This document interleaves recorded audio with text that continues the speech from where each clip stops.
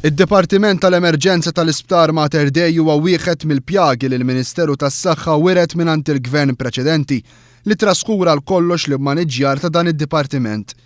Il-Ministru Godfrey Farrugia fakkar fir-rapport li l-eks Ministru Kassar kien ikkummissjona dwar l-operat tal-Isptar Mater Dei u li sewa lill-Gvern iktar minn €1,000,000. Għalkemm dan ir-rapport kien ilu fidejn l-eks Ministru iktar minn sena, l-istess Ministru għażel li ma jimplementax u jwettaq il-bidliet li suġġerew esperti maħtura minnu stess.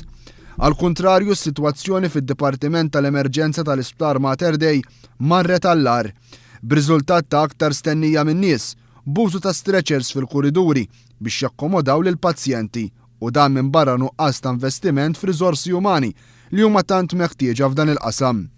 Fl-ewwel ġimgħa minn meta nħatar Ministru, l-Ministru għas-Saħħa Godfrey Farrugia mill-ewwel beda jaħdem fuq dawn l-isfidi u waqqaf kumitat ta' azzjoni magħmul mir-rappreżentant ta' kull settur.